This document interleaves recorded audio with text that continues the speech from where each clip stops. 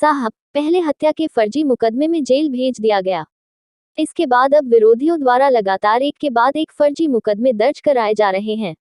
बार बार अनुरोध करने के बाद भी घटनास्थल के आसपास लगे सीसीटीवी कैमरों को चेक नहीं किया जा रहा है।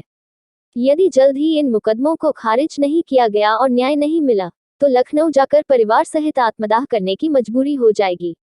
खबर उत्तर प्रदेश के झांसी शहर से है और यह कहना है कानपुर रोड स्थित सन इंटरनेशनल के बगल में ददियापुरा में रहने वाले ओम प्रकाश साहू तथा उनकी पत्नी श्रीमती कुसुम साहू का। ओम प्रकाश के अनुसार कुछ समय पहले अंदर लक्ष्मी गेट निवासी संजय जोशी की रंजिश के चलते उसके विरोधियों ने हत्या कर दी थी। इस मामले में उसका भी नाम षड्यंत्र में लिखा दिया गया।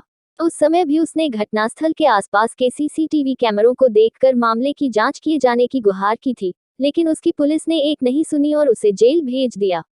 जमानत पर छूटने के बाद संजय जोशी के भाई ने एक के बाद एक जान से मारने की धमकी देने के 4 मुकदमे अलग अलग थानों में दर्ज करा दिए। इनमें एक मुकदमा उस समय दर्ज कराया गया जब वह खुद पुलिस कस्टडी में था। ओम प्रकाश ने सवाल उठाया है कि पुलिस कस्टडी में क्या कोई किसी को जान से मारने की धमकी दे सकता है। पुलिस अधिकारियों को दिए गए प्रार्थना पत्र में ओम प्रकाश ने अवगत कराया कि यदि उसे न्याय नहीं मिला तो वह परिवार सहित जाकर लखनऊ में धरना देगा। यदि इसके बाद भी उसे न्याय नहीं मिला तो वह आत्मदाह कर लेगा। झांसी से दीप न्यूज के लिए दीपक चंदेल की रिपोर्ट। समस्या सर ये है कि हमें जो है विपक्षियों द्वारा बेवजह परेशान किया जा रहा है। फर्जी एफआईआर लिखाई जा रही हैं और प्रशासन उनकी एफआईआर लिख रही है बिना जांच पड़ताल के। पूरा प्रकरण विस्तार से ये है कि सर 2019 में एक घटना घटी थी, संजय जोशी की हत्या हुई थी। उसमें जो है अज्ञात में एफआईआर लिखी गई थी। उस अज्ञात एफआईआर में जो है 20-22 दिन बाद उस केस को पुलिस विभाग द्वारा खोला गया था। कुछ लोग पकड़े गए थे जिन्होंने सिर्फ मात्र इतना सा कह दिया था कि जब हमसे दुश्मनी थी कि इनने हमारे भाई की इनकी हमें सुपारी देके हत्या कराई है, जबकि मेरा उसमें कहीं कोई रोल नहीं है।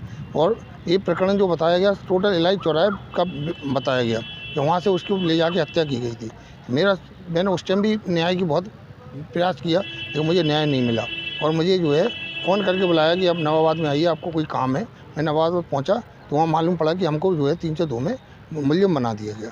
मैं जेल में बंद रहा। जेल में बंद होने के उपरांत मैं कोर्ट पेशी पे आया तो पहले नंबर फर्जी एफआईआर जो है एक उर्वशी जोशी ने पुलिस कस्टडी में लिखवाई कि हमें जो है ये जान से मारने की धमकी दे रहे, जबकि पुलिस कस्टडी में मैं हथकड़ियों में था। 8-10 पुलिस वाले थे।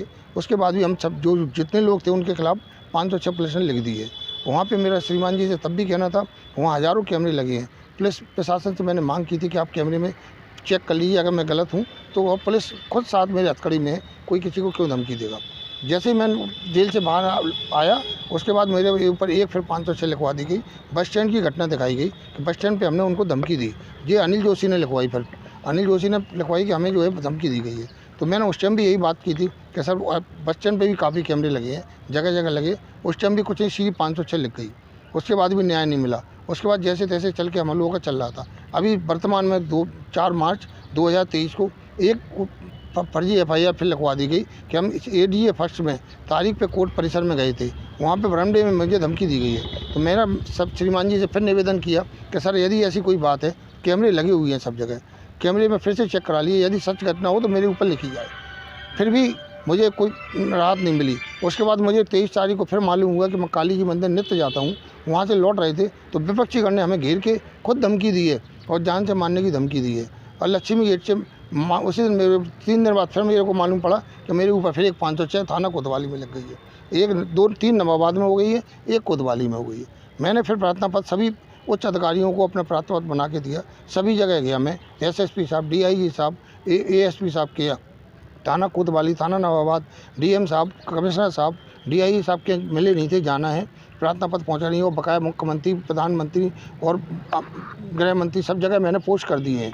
मेरा श्रीमान जी से इतना ही निवेदन है कि जो विपक्षी द्वारा अनिल जोशी, अनुज जोशी और उर्वशी जोशी द्वारा जो फर्जी मुकदमे लिखवाए जाए उनकी निष्पक्ष जांच करा के और जो सच हो उसके ऊपर कार्रवाई की जाए। ऐसा नहीं कि प्रार्थना पत्र विपक्षियों ने दिया और आपने सीधी 506 लिख दी। मैं भी प्रार्थना पत्र दे रहा, मेरी तो कोई भी आज तक एक भी एफआईआर नहीं लिखी गई है। मैं भी तो कह रहा हूँ कि मेरे वो लोग धमकी दे रहे हैं, तो अगर सच है तो सच कुछ का सामना होनी चाहिए। यदि मेरे को न्याय नहीं मिलता है तो मैंने लिखा हुआ है अपने उसमें कि मैं मुख्यमंत्री आवास नवाब लखनऊ जाके मुख्यमंत्री कार्यालय के बाहर पूरे परिवार सहित धरना दूंगा। और अगर फिर भी न्याय नहीं मिलता है तो मैं आत्महत्या करने के लिए विवश हो जाऊँगा।